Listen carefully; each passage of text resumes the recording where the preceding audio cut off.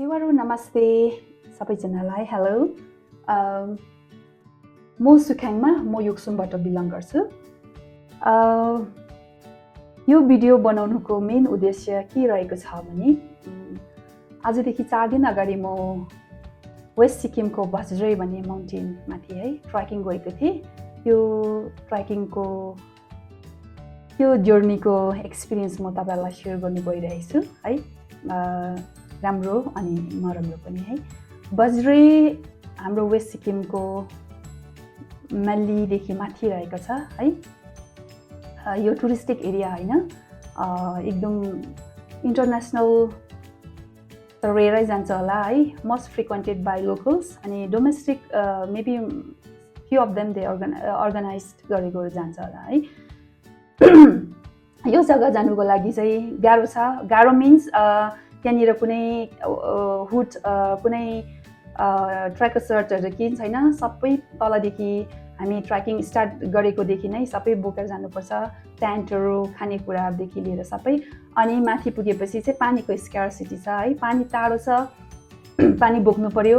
अनि यो कुरा चाहिँ पहिले सम्झेर जानु पर्यो कि पानी छैन, पानी कम्तीमा कसरी चल्ने भन्ने हिसाबले चाहिँ हामी जाँदा चाहिँ एकदम राम्रो हुने रहेछ। किनभने अब तपाईँले एजेन्सी थ्रु गरेर त गयो भने तपाईँको फोटोज हुन्छ, अरू स्टाफहरूले तपाईँलाई सर्भ गरिहाल्छ होइन, त्यो अर्को कुरा हो। तर हामी जस्तै लोकल्सहरू गएर अर्गनाइज आफै गरेर होइन, सोलोहरू गयो या कसै 2 जना 3 जना मिलेर गयो भने त आफै पकाउनुपर्छ, पानी ओसार्नुपर्छ होइन।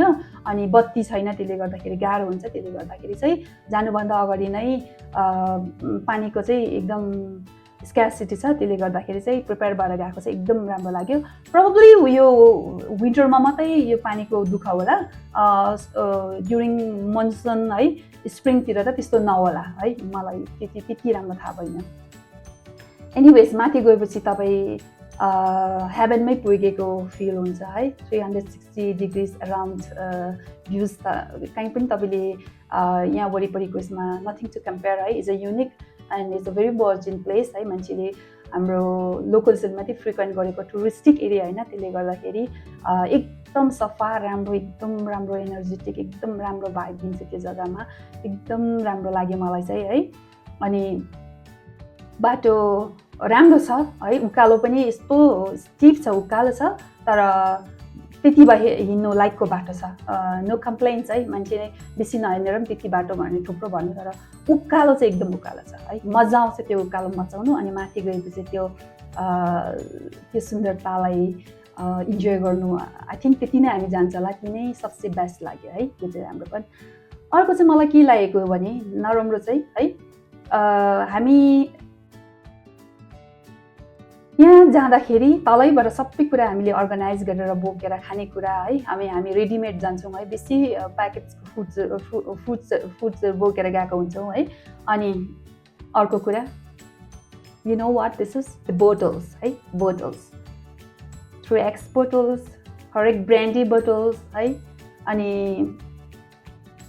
यो चाहिँ तपाईँले तलबाट बोकेर जान्छ, राम्रो हो। तपाईँ इन्जोय, हामी सबैजना त्यहाँ इन्जोयको लागि जान्छ, वाट एभर तपाईँले लानुहुन्छ। तर प्लिज तपाईँले त्यो उकालो त्यो ट्रेकिङ अर्गनाइज गर्दाखेरि चाहिँ तपाईँले यो बुझ्नुहोस् कि यो दिमागमा लाउनु पर्ने चाहिँ के हुँदो रहेछ भने त्यो चाहिँ मैले माथि लगेर चाहिँ अब म त्यहाँ चाहिँ छोड्नु हुँदैन, मैले बोकेर पनि ल्याउनु पर्छ भन्ने चाहिँ जिम्मेवारीमा तपाईँले किनेर बोकेर लानुहोस्, जानुहोस्। अनि तल पनि ल्याउनुहोस्, माथि नछोडिदिनुहोस्। खाइसकेपछि अनि तपाईँले खाएको त्यो प्याकेट्सहरू जता पायो त्यता नफ्याँकिदिनुहोस् है। अनि हामी स्पेसली यो टिस्युज हुन्छ नि, वेट टिस्युजहरू हामी लेडिजहरूले पुरा बोकेको हुन्छ हाम्रो हाइजेनिकको लागि, एनी काइन्ड अफ है। पानीको अब त्यो सधैँ हुन्छ, त्यो युज गरिसकेपछि प्रपर जग्गामा डम्प गरिदिनुहोस् न तपाईँ है। अनि जहाँ गयो त्यो यो गऱ्यो त्यतै फ्याँक्ने त त्यो भएन नि। तपाईँ मात्रै हुँदैन, तपाईँ मात्रै लास्ट मान्छे होइन, अरू मान्छे आउँछ होइन। अनि त्यो पेपर तिरहन्छ, त्यो त नेचरले त उसको हात छैन नि। त्यो त यसरी हामी मान्छे जस्तो टिपेर पल्लोपट्टि फ्याँकिदिँदा लुकाइदिँदैन नि त। यहाँ त टाइम लाग्छ, सुक्नु पर्यो, कुहिनु पर्यो, पछिसम्म टाइम लाग्छ होइन। त्यसले गर्दाखेरि हामी हात भएको, दिमाग भएकोले चाहिँ आफूले युज गरिसकेपछि कि अलिकति तपाईँले के त्यो के भन्छ टिस्यु पेपरसँग खुनेर मुनि गाडिदिनुहोस् न, नदेख्ने गरी लुकाएर होइन।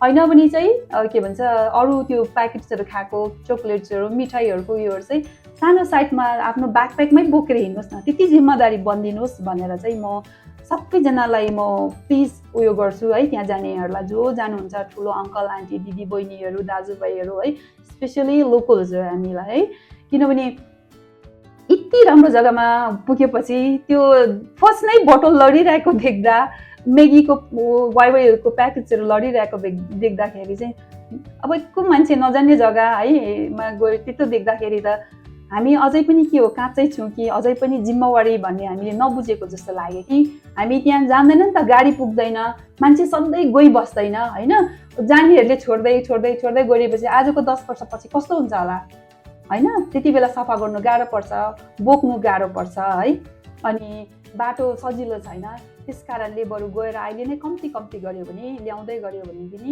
सजिलो।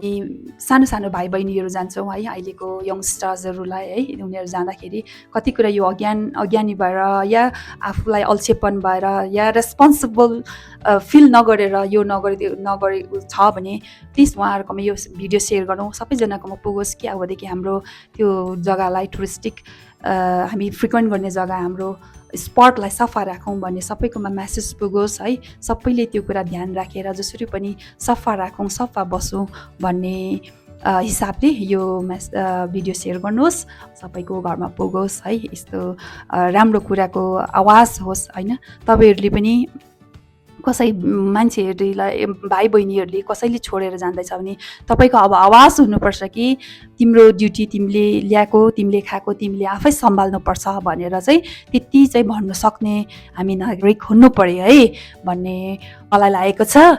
सो कसैलाई ठिक लाग्ला नलाग्ला वाट्स एभर है, सुनिदिनु भएकोमा थ्याङ्क यू सो मच, र let's keep our place beautiful and love ourselves and serve our nature. Thank you. Keep a smile. Say